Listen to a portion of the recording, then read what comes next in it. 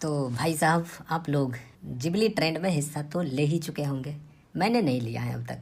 Ghibli trend में हिस्सा मैंने नहीं लिया है। ऐसा नहीं है कि मुझे आता नहीं है। जिबली ट्रेंड कहाँ से होता है मैं आपको अभी बताऊंगा, लेकिन साथ ही मैं आप सभी लोगों को इनसे सतर्क रहने की भी याचना करता हूँ। सतर्क हो जाइए, आप अपने डेटाज को लीक मत कीजिए। सभी लोग जिबली ट्रेंड में हिस्सा ले रहे हैं। मैं देख रहा हूँ पिछले 2-3 दिनों से जिबली ट्रेंड में हजारों लाखों की संख्या में हमारे सामने पोस्ट आए हैं। फेसबुक पे जाओ, वहाँ पे भी दुनिया भर के ट्रेंड्स चल रहे हैं, Ghibli trend Ghibli trend. Insta पे जाओ, वहाँ भी पड़े हैं, भरे पड़े हैं पोस्ट से। व्हाट्सएप के स्टेटस में भरे पड़े हैं पोस्ट से। एक्स पे जाओ, वहाँ भी भरे पड़े हैं। यूट्यूब पे जाओ, वहाँ भी भरे पड़े हैं। समझ में नहीं आ रहा है आखिर ऐसा क्या बना दिया इस एआई ने। वाकई गजब का तो है, आर्ट तो गजब का है इसमें, लेकिन चिंता की भी बात है। इस जिबली ट्रेंड में हमारे देश के प्रधानमंत्री नरेंद्र मोदी ने भी हिस्सा लिया है। अब ये कोई बड़ी न्यूज़ है नहीं, सभी लोग हिस्सा ले रहे हैं तो प्रधानमंत्री मोदी ने भी इसमें हिस्सा ले लिया। अब इसके पीछे का मकसद क्या हो सकता है वो मुझे तो नहीं पता। शायद टेक्नोलॉजी को लेकर के प्रधानमंत्री का जो नज़रिया है शायद वो हो सकता है। लोगों के बीच में जो प्रधानमंत्री की ख्याति है शायद वो हो सकता है। प्रधानमंत्री ने भी जिबली ट्रेंड में हिस्सा लिया। और भी बहुत बड़े बड़े, चाहे सेलिब्रिटी हो, कोई भी व्यक्ति हो, चाहे कोई एथलीट हो, आम इंसान हो, बच्चे हो, बूढ़े हो, जो भी सोशल मीडिया से जुड़े हुए हैं, सभी लोगों ने जिबली ट्रेंड में हिस्सा लिया, लेकिन मैंने नहीं लिया। अब ये कहकर मैं आप सभी लोगों को ये बिल्कुल फील नहीं करवाना चाहता हूँ कि मैं समझदार व्यक्ति हूँ।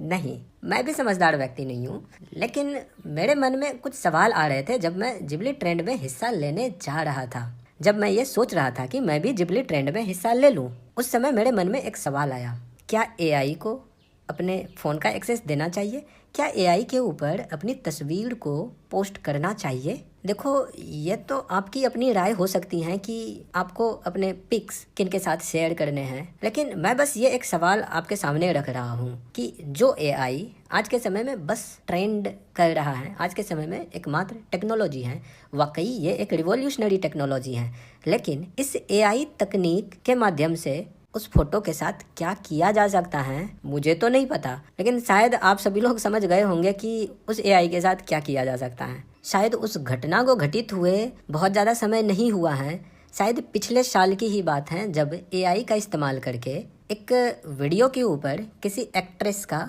फोटो लगा दिया गया था। इस तरह का भी इस्तेमाल किया जा सकता है, जिसको हम लोग डीप फेक्स कहते हैं। एआई इस तरह का इस्तेमाल कर सकता है।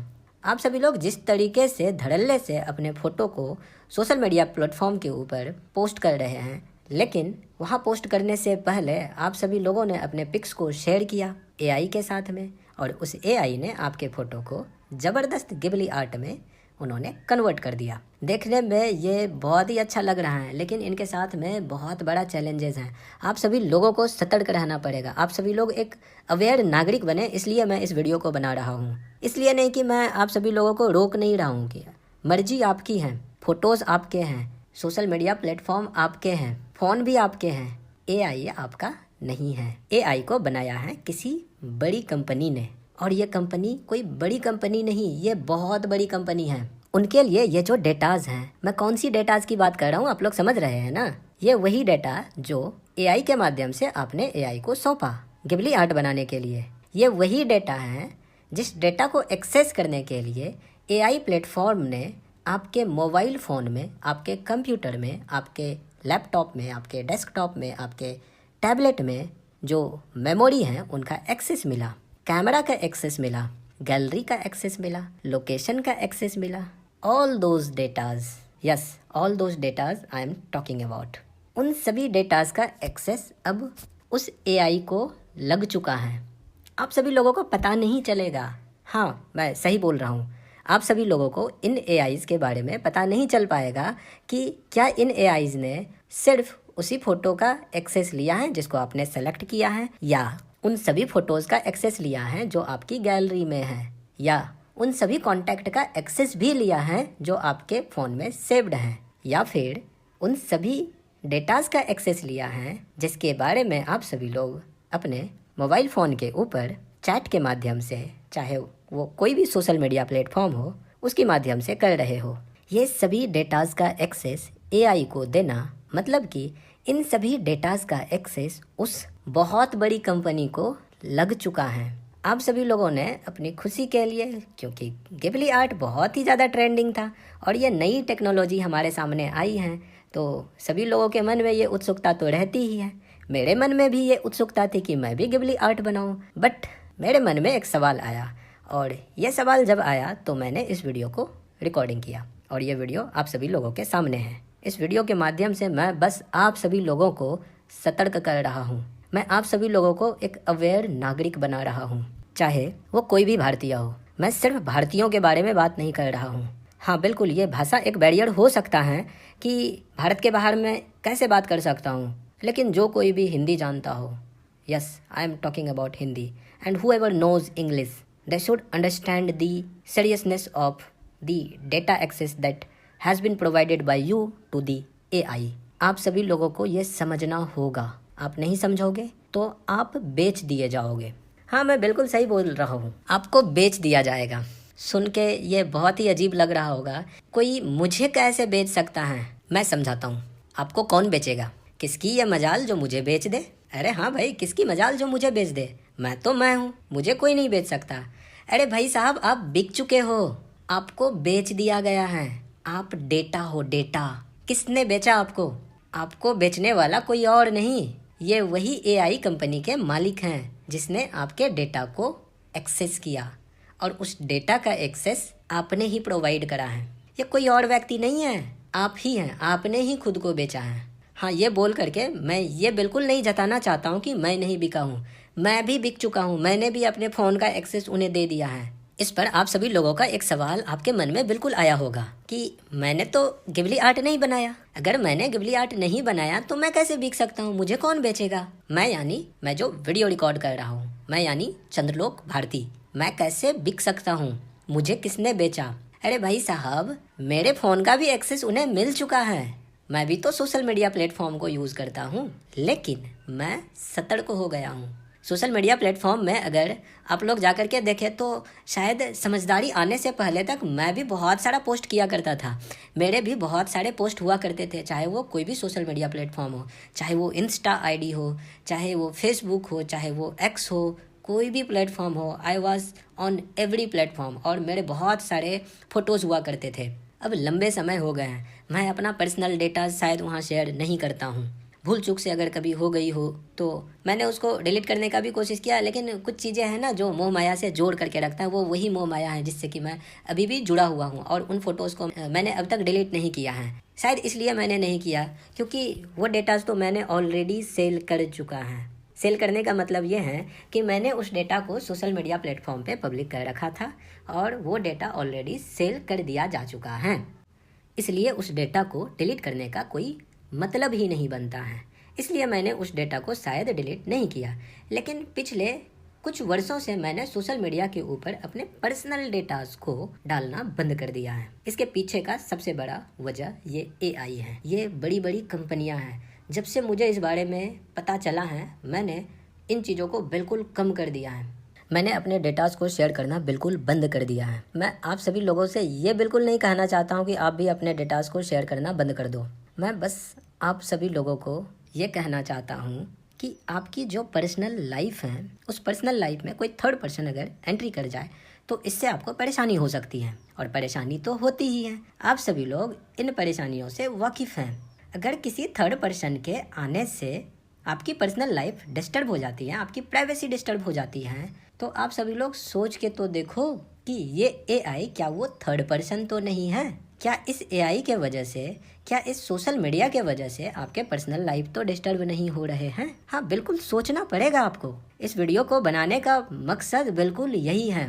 मैंने इन दिनों एक रिसर्च में पाया कि बहुत सारे लोगों का पर्सनल लाइफ बहुत ज़्यादा डिस्टर्ब हो गया है। बहुत सारे ऐसे मैरिड पार्टनर्स हैं, मैरिड कपल्स हैं जिनके बीच में डाइवोर्स हो रहे हैं। आखिर इसके पीछे वजह क्या है? जिस मैरिज को, जो कि एक इंस्टीट्यूशन हुआ करता था, जिस मैरिज को अपने भारत में एकदम पवित्र माना जाता था, जिस शादी को शायद 7 जन्मों का एक बंधन माना जाता था हमारे भारत में, आज वो टूट रहे हैं। क्या इनके पीछे का वजह ये सोशल मीडिया तो नहीं है? मैं बेबाकी से इस राय को आप सभी लोगों के सामने रख रहा हूँ। बिल्कुल ये एक प्रश्न है, एक प्रश्न की तरह आप सभी लोगों के सामने मैं इस बात को रख रहा हूँ और मुझे ये कहना पड़ रहा है। भारत की स्थिति जो पिछले 5 से 10 वर्षों में हुई हैं, खास करके मैरिज को लेकर के, खास करके सोशल एक्टिविटी को लेकर के। मैं पिछले दिनों एक ट्रेन में जा रहा था और ट्रेन में बहुत अमीर लोग नहीं हूँ, मैं बहुत पैसे वाले नहीं हूँ, तो ट्रेन में सफ़र करता हूँ, जनरल डब्बे में सफ़र करता हूँ। आम इंसान से भेंट हो जाती है। मेरे सामने एक लेडी बैठी हुई थी, उनके छोटे से बच्चे थे। छोटा सा बच्चा कहने का मतलब ये नहीं कि 2-3 महीने का होगा, करीब करीब 3 वर्ष का वो बच्चा होगा। उस बच्चे की एक्टिविटी के बारे में उससे मुझे पता चला, तो मैं इस कंक्लूजन पे पहुंच पाया, उस बच्चे ने बोलना बंद कर दिया था लगभग, वो बोल ही नहीं पा रहा था। कहने का मतलब ये है कि वो बस मम्मी पापा तो बोल पा रहा था और एकदम बिल्कुल साफ बोल रहा था, लेकिन उनकी जो वोकल एक्टिविटीज़ हैं वो बिल्कुल कम हो गई थी। और इनके पीछे का वजह था फ़ोन होने के वजह से उस बच्चे की जो वोकल एक्टिविटी हैं, जो वॉइसेस हैं, वो क्लियर नहीं हो पाए थे। और क्लियर नहीं होने के वजह से वो बच्चा बोल नहीं पाता था, वो सीख नहीं पाता था। मुझे जो पता चला इस बातचीत में, जो मुझे पता चला, बस ये पता चल पाया कि उस बच्चे के जो आसपास के लोग हैं, जो भी उनके घर के लोग हैं, बच्चा तो होता ही है परेशान करने वाला, लेकिन जब उनसे वो परेशान हो जाते हैं तो फ़ोन थमा देते हैं कार्टून देखने के लिए, वीडियोस देखने के लिए, रील्स देखने के लिए। अब इससे हमारे दिमाग की एक्टिविटी कम हो जाती है। हम सभी लोग तो बड़े हैं, थोड़े समझ सकते हैं, थोड़े समझदार लोग हैं तो समझ सकते हैं, लेकिन हम समझदार लोगों में से भी बहुत सारे लोग बेवकूफ़ हैं जो दिन भर रील्स को चलाते रहते हैं, सोशल मीडिया के ऊपर लगे रहते हैं। अब इनसे उनकी मानसिक स्थिति के ऊपर फ़र्क पड़ता है, वो एक इंट्रोवर्ट टाइप का इंसान हो जाता है। अब ये इंट्रोवर्ट शब्द का इस्तेमाल करना शायद कितना सही है मुझे नहीं पता, बट जितना मैं समझ पा रहा हूँ कि वो उनके अंदर जो एक्टिविटीज़ होती है ना, वो बस अंदर ही हो पाती हैं, वो एक्टिविटीज़ के एक्शन नहीं दिख पाते हैं, जिस वजह से शायद इस तरह की स्थिति हमें देखने को मिलती है। मैं बात कर रहा था एआई के बारे में। एआई बहुत ही खतरनाक है। पिछले दिनों एआई ने जो कर दिखाया है वो शायद आप सोच भी नहीं पा रहे होंगे। एआई टेक्नोलॉजी अच्छा तो लग रहा है, कहते हैं ना स्वीट पॉइज़न, ये वही है स्वीट पॉइज़न। स्वीट एकदम बिल्कुल मीठा मीठा अच्छा लगता है मीठा खाना, लेकिन ये पॉइज़न भी है, जहर भी है। ये एआई ना स्वीट पॉइज़न है। इसका इस्तेमाल अच्छे से किया जाना चाहिए, रेगुलेटेड होना चाहिए। एआई कन्वेंशन हो, पूरी दुनिया के लोग एक जगह इकट्ठा हो, जो पूरी दुनिया के जो वर्ल्ड गवर्नमेंट हैं आए, एक साथ मिल करके चर्चा करें कि ये एआई कितना खतरनाक हो सकता है, कि ये एआई किस तरीके से हमारी ज़िंदगी को बदल रहा है। ऑब्वियसली मैं बात कर रहा हूँ पॉजिटिव निगेटिव दोनों की। पॉजिटिव तरीके से भी ये बदल सकता है, निगेटिव तरीके से भी ये बदल सकता है, लेकिन हमारा जो यहाँ कहना है वो बस इतना ही है कि ये निगेटिवली हमारे लाइफ के ऊपर कितना इम्पैक्ट डाल रहा है। किसी भी चीज़ का अगर निगेटिव इम्पैक्ट होता है तो सीधा सीधा मतलब ये है कि उस निगेटिव इम्पैक्ट को किस प्रकार से टैकल किया जाएगा। मैं बस इतना ही बात कर रहा हूँ। एआई ने जिस तरीके से आज के समय में लोगों की ज़िंदगी में एक अपना स्थान बना करके रखा है, ऑब्वियसली वो खुश हो रहे होंगे, ऑब्वियसली उनकी ज़िंदगी बदल गई होगी, बहुत सारे लोगों की ज़िंदगी बदल गई होगी, बहुत सारे कंटेंट ऐसे होंगे जो वो एआई के इस्तेमाल से क्रिएट कर रहे होंगे। लेकिन मैं बस इतना कहना चाहता हूँ कि आप सभी लोग सतर्क हो जाएं, और बस एक सजेशन देना चाहता हूँ, आप सभी लोग इस टेक्नोलॉजी के बारे में जानें, समझें, सीखें, इनके पॉजिटिव और निगेटिव्स के बारे में थोड़ा सा आप सभी लोग समझो, सीखो इनके बारे में।